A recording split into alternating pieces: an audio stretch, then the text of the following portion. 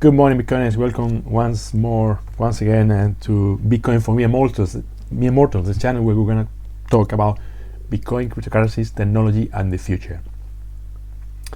Bitcoin for Me Immortals is also a book. It's available at Amazon. And if you follow me on Twitter and retweet this video, I will give away a few books in the ebook format. Thank you very much for doing that. And remember to subscribe, press the notification bell, comment and share, please. Thank you very much. And let's have a look at the markets today. A couple of things interesting today. Although we might see the price a little bit flat, it's basically 42,000 now, almost. But yesterday it went down to 39,500. That's a lot. That's a big dip. Especially considering the low, we were already quite low. What happened? What happened yesterday? Well, let's have a look. This is my interpretation. We have a big dip here and another one here, but the market recovered quite well. What happened there? Well, this is when you see a drop, a sharp drop like this. This is usually the whales dumping. They are dumping because they want to bring the price down. They want the market to go. They basically want two things. They want to get rid of the leverage positions, people that have stop losses, for example, or people that are leverage, that are sort of betting that the price is going up. You think the price is going up? Well, now we're going to drop the price, and then they get rid of the leverage positions. So that happens here and here, but the market is unwilling, is resisting, is very strong at this point, and says no, the price is not going below 40,000, and the market is not letting the whales get away with it, and they started buying the moment it hit 39. It started buying, and the moment it hit 40,000, they bought more until we got to 42,000. So this is a clear sign that the market is quite strong, even though the price is low or relatively low. The market is showing strength in this floor, in these resistance levels of around 40, 41, 42,000. The rest of the market is kind of flat, nothing much happening here. We're still waiting. Apart from NIA protocol, this 12 is appreciating at 12%. That's not bad. And then Atom is almost 5% up. That's quite good. The markets now are basically waiting for what's going on with the Federal Reserve. Are they going to increase the interest rate or not? And there's a lot of uncertainty, not only in the crypto markets, but also in the stock market and all that.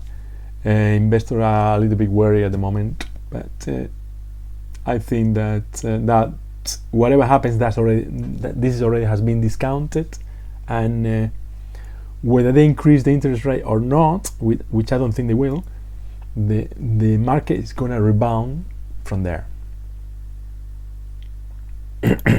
We're still in stream fear. Yesterday we were at 23, and today is a little bit more fear at 21. Okay, news. We have Jack Dorsey that is now going to build new miners. He's gonna build the next generation Bitcoin miners. This is really good for Bitcoin because let's remember that the mining is the foundations of Bitcoin. So the more miners, the more ASIC, the more machines we have all over the world, and the better, the more efficient and the stronger these machines are, powerful, the better for the network and the better for Bitcoin. So Jack Dorsey has the Midas touch, and every company he's been extremely successful, and I don't think it's going to be different now. He's devoting his life now to Bitcoin and to make Bitcoin the only and the number one financial asset in the world. So this is really good news for Bitcoin. Obviously this will take time, months or even years, but the promise is quite good. And then the big news of the day is that Bill Miller, which is one of the is considered, I didn't know him, but he's not famous in my book, but he's quite famous in the investment world. He obviously became a billionaire investing, so he must have done something right. Okay, he must have known something that we didn't know. Well, he's famous for investing in value. He invests in technology, investing in stocks, real estate, whatever. But he's always looking for value, right? Value investing, rather than aggressive investing or leverage or anything like that. Well, now he has decided to put 50% of his net worth in Bitcoin, because he finds that at these prices, Bitcoin is extremely valuable. And he hasn't done 1 or 2% like Ray Dalio. No, he's done 50%. That's more than 500 millions invested in Bitcoin. And this is how the people, and he bought mostly at 30,000, because he reckons that after it went to 66, the network, it was already big enough, and the number of users, it was quite big enough to consider that this is not going away. This is not a risk asset.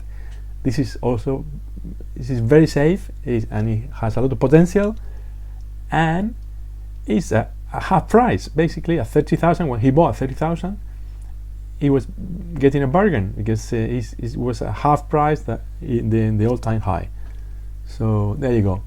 When you listen to people like Bill Miller, that puts things into perspective, and lets you know that the big money and the smart money is going to Bitcoin, and they are not selling. Just keep that in mind. That's him again. He likes Bitcoin for many reasons. One of them is that the supply is unaffected by the demand, and that is the only asset in the world that behaves like that. Gold is not like that, because let's say gold is now at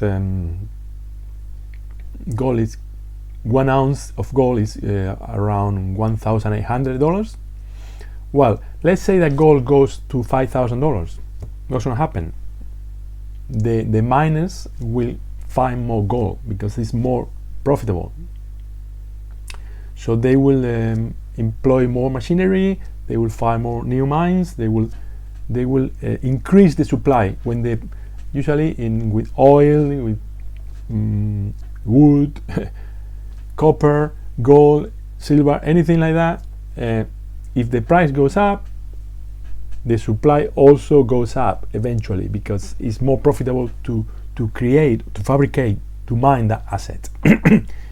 But not with Bitcoin. Bitcoin is only producing 900 new coins every day. Doesn't matter the price, doesn't matter the demand, it doesn't matter. It's a fixed supply, 900 every single day. When Bitcoin is 100,000, it will be 900. When Bitcoin is 1 million, well, it's 900 for 4 years, and then it will go down to 450, then it will go down to 225, and so on. That's the halving, no? That happens every 4 years. So there you go. Another news is that the US regulators paved the way for crypto and blockchain adoption. So the Middle East basically is positioning themselves as the next big hub for cryptocurrencies, for Bitcoin, and they want to mine, they want to attract capital. Binance is going to be located there. The Binance headquarters are already in, I believe, in Qatar or in Dubai, something like that. So there you go. Another area of the world which Bitcoin is going. Then I want to tell you about Solana. Solana is a great asset. I like it. I got some, but it's risky. It is risky. Anything that is not Bitcoin is very risky. Just keep that in mind. Don't sell your Bitcoin to buy Solana. Don't do that, because you will be risking all your money. Solana has been attacked again. That's the third or fourth time in 3 months. So this is the problem with a centralized network. When something is centralized, yeah, Solana is very fast, Solana is very cheap for transactions, but it's very centralized. So they are sacrificing security. So be very careful with that. Don't put a lot of money into Solana. Only make it a small part of your portfolio, because the yield can be quite high, but so is the risk, and you don't wanna take too much risk in crypto. Then Bukele, also in the news today, like every day, he has found even more geothermal energy, and he's gonna mine even more Bitcoin than he originally thought. So there you go. It's good news for El Salvador and for Bitcoin. Also, neobank N26 is gonna launch new crypto services. They're gonna offer the possibility to buy Bitcoin and other currencies. I don't really recommend these neobanks like N26 or Revolut or even what's the name, Robinhood, because they are not proper exchanges. I recommend exchanges. With it doesn't specify here, but I'm pretty sure it doesn't. They don't offer a wallet. That means that, let's say that you buy Bitcoin here in N26. The moment you want to withdraw the money, you have to sell it for dollars or euros and then withdraw the money. So that's not ideal. I wouldn't. Maybe a little bit. Maybe if you want to try with $100 or something, but if you're serious about crypto, don't buy here. Buy in Kraken or in Binance or in Coinbase. What else? This is somebody made this chart between Ethereum and all the other coins that are competing with Ethereum. Then we have Binance Coin, we got Solana, Cardano, Polkadot, Luna, Avalanche, Atom. Yeah, they are all very good projects. But yes, I just wanted to point out something very important here. It says Ethereum versus competitors. Did you see anything missing here? I'm gonna give you a couple of seconds to see if you can notice anything happening here. Well, what is Bitcoin? Why? Bitcoin is not there. It's not there. Why not? Because Bitcoin is not competing with Ethereum. Like I told you many times, Bitcoin is playing the Premier League, the football in the first division, and Ethereum and the others are playing basketball somewhere else. So they don't even compete or mix with each other. So when people say, oh no, Ethereum is going to be the next Bitcoin, Solana is going to be the next Bitcoin. No, Solana might be, I don't think so, but it could potentially be the next Ethereum, but none of this would be the next Bitcoin, because all of these are competing for technology and Bitcoin is competing for store of value.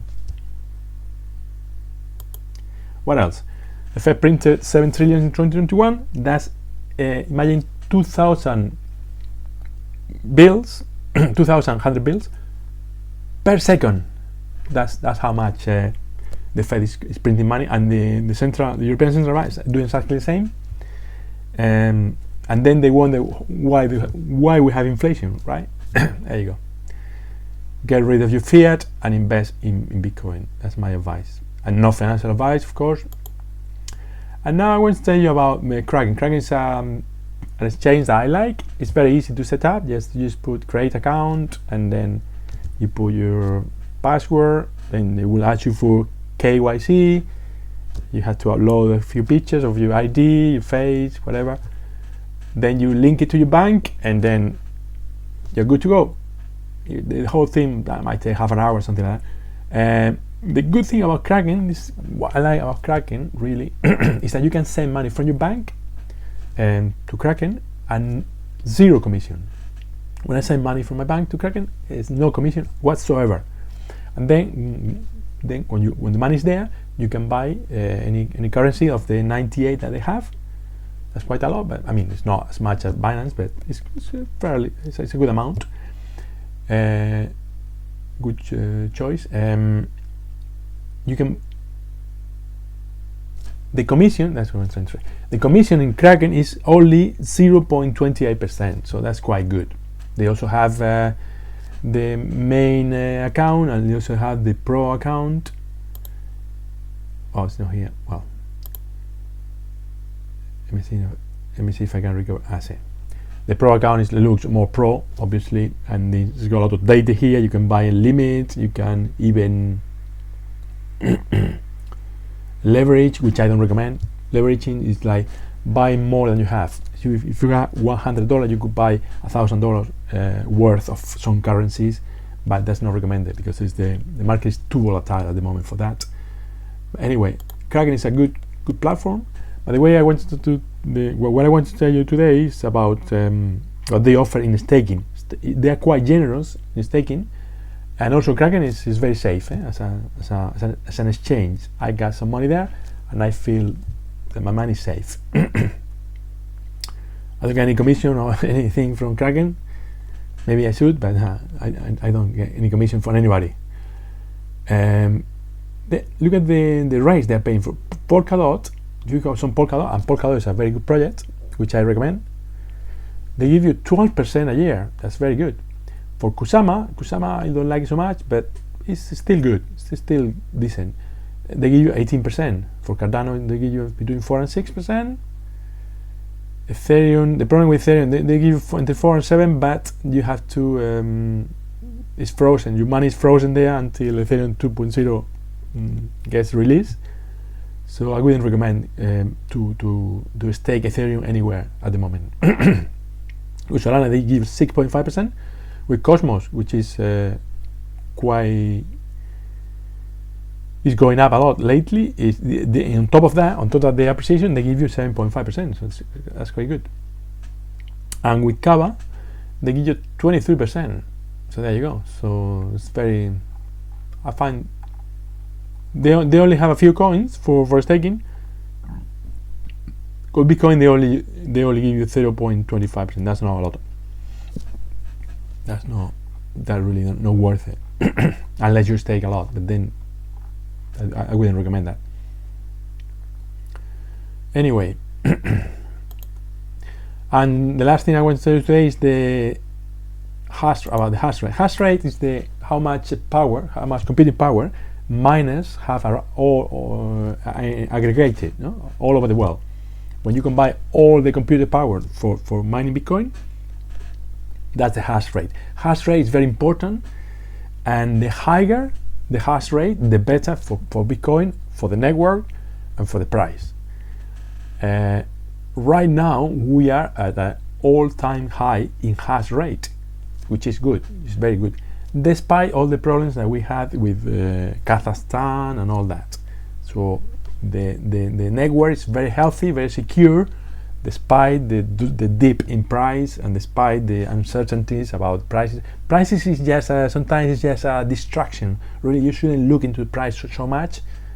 You should look more into the fundamentals, because eventually, if the fundamentals are there, the price is gonna go up. It can take 1 week, 1 month, or 1 year, but the price is eventually gonna go up if the fundamentals are good. And the fundamentals for Bitcoin has never been better than now. But let me show you the parallels between the hash rate here in orange and the price of Bitcoin here in green. Let's have a look. The hash rate goes up and the price goes up. Hash rate goes up. Sometimes there's some divergence, but eventually they get together, they catch up.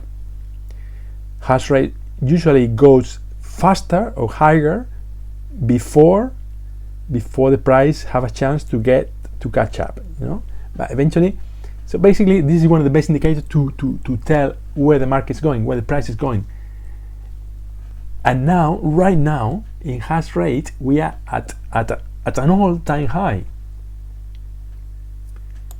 But the price is taking a dip of 50%. What does it mean? That if the hash rate is here and the price is here, eventually the price is gonna go up and catch with hash rate. The hash rate it never goes down unless there's a problem with the miners. like let's say if they have to migrate from Kazakhstan because of the problems now, we will see a drop in hash rate. But I don't think that's going to happen because it's not been affected that much. It was just a problem with the internet connections because there's like some civil unrest in the country. But I don't think it's going to happen. You never know. It could go. It could get worse. It might lead into a civil war or something like that. Hopefully not for the people of Kazakhstan. But you never know. If that happens, they will move to another country, and for 2 or 3 months the hash rate will drop maybe 10, maybe 20%, and that's not good. But that will be worst case scenario, and only temporary. Only usually takes them 2 or 3 months to recover. But right now it's an all-time high, and the price will go and catch up soon. So this is all I got for today. Thank you for watching, and remember to subscribe, press the notification bell, comment, and follow me on Twitter and retweet this video, and then I will give away a few books. Thank you, and I will see you tomorrow.